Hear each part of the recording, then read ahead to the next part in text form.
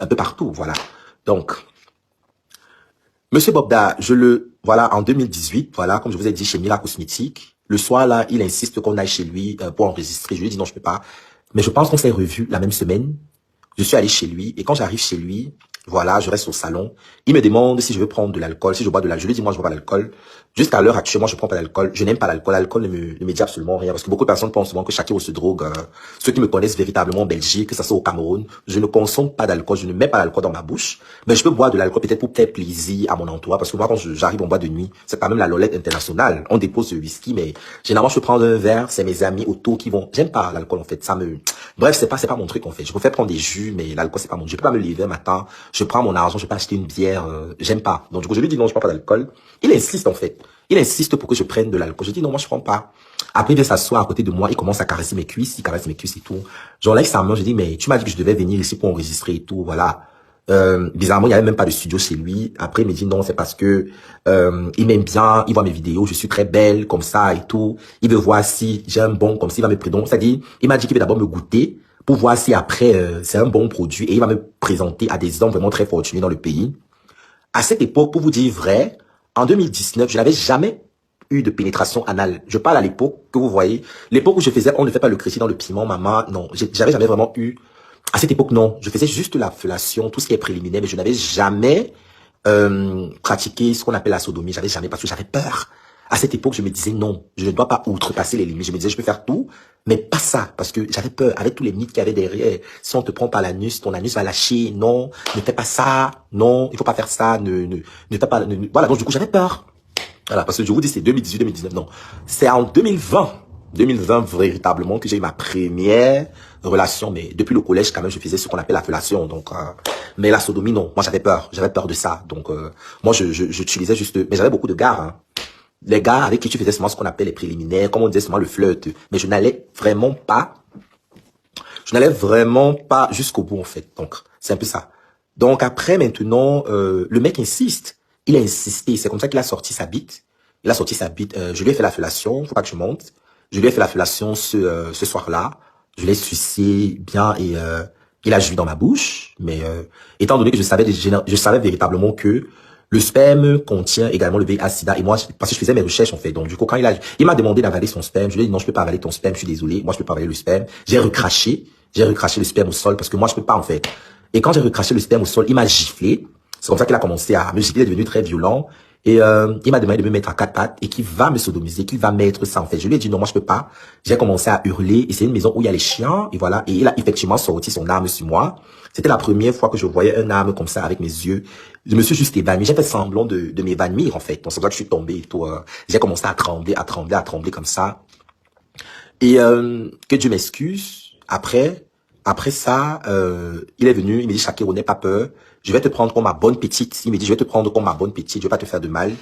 Et il me dit, tout ce que je veux, c'est juste que tu marches toujours avec les petites belles filles. Parce que la plupart des personnes qui sont fans de Shakiro sont des femmes, oui. Si j'ai peut-être 60 000 personnes qui me suivent, 40 000, généralement, c'est des femmes.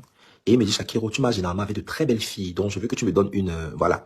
Donc, c'est ça qui m'a sauvé le jour-là. Donc, mais je pense qu'après, il a encore insisté. Il ne faisait qu'insister. Il met ses doigts. Parce qu'à cette époque, il avait remarqué que moi, j'avais jamais eu de pénétration. Il essayait de mettre ses doigts et tout. Même ses doigts n'entraient pas parce qu'il a d'énormes doigts avec le lubrifiant. J'avais peur. Et je ne voulais pas que ça soit avec lui, en fait. Je ne voulais pas que ça soit le premier homme, même si je suis attiré par les hommes. Moi, je ne voulais pas que ça soit lui qui soit le premier homme à me pénétrer. Non. J'ai pas voulu ça. Donc, ce que j'ai fait, c'est que j'avais appelé des amis à moi, qui vendent le piment. J'ai appelé mes copines le même soir-là. Elles sont venues et elles ont satisfait ses désirs sexuels. Quand elles sont venues, je suis resté au salon et elles sont montées dans la chambre. Je suis resté au salon et elles sont montées dans la chambre et ils ont fait ce qu'ils devaient faire là-bas en haut. Ils ont fait ce qu'ils devaient faire là-bas en haut et moi je suis resté. Et le matin, nous sommes rentrés tous ensemble parce qu'on habitait tous le même quartier en Ogbon et tout. Et quand elles m'ont expliqué, c'est pour ça que je dis que Dieu me pardonne parce que mes copines là, à l'heure actuelle que je parle, elles-mêmes aussi, elles sont malades. Elles ne m'ont pas dit ça ouvertement, mais le quartier d'Orbon en parle. J'ai besoin de citer leur nom. Mais elles manifestent tous les symptômes du VIH/SIDA qu'on peut lire à travers les réseaux sociaux. Et je m'en veux, que Dieu me pardonne. J'étais ignorante, j'étais jeune.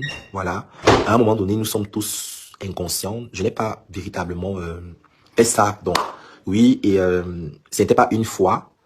Parce que si j'ai peut-être 10 000 contacts dans mon téléphone, la plupart des personnes avec qui je m'entends, c'est la gente féminine. Et c'était devenu un peu comme mon bon grand, vous voyez. Et moi, je ne savais pas véritable. Je peux pas dire que je ne savais pas qu'il était malade, mais bref, comme j'ai dit que Dieu me pardonne, voilà, donc je ne peux pas nier, voilà, je peux pas nier parce que chacun n'est pas une sainte. Je ne suis pas une sainte, je suis très loin d'être une sainte. Je ne suis pas une sainte. Donc je l'ai fait, voilà, et mes copines dont je vous parle sont malades aujourd'hui. Et voilà, donc ce Bobda, c'est quelqu'un qu'on doit réellement dénoncer ses frasques. On doit réellement dénoncer ces frasques.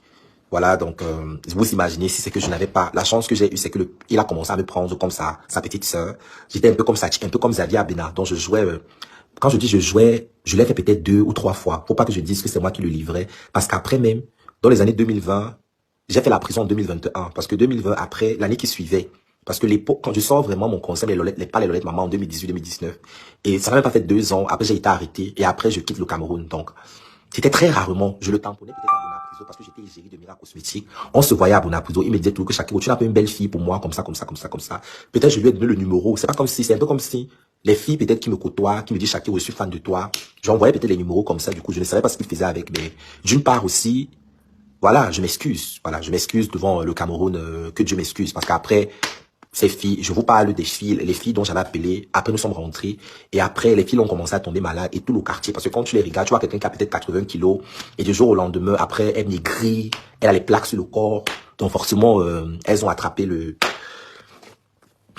forcément, elles ont attrapé le 4 lettres. Donc, ce monsieur, c'est quelqu'un qui a gâté la vie de tellement de personnes, et aussi mes amis gays, voilà. Patricia, je profite de ce live pour te demander pardon.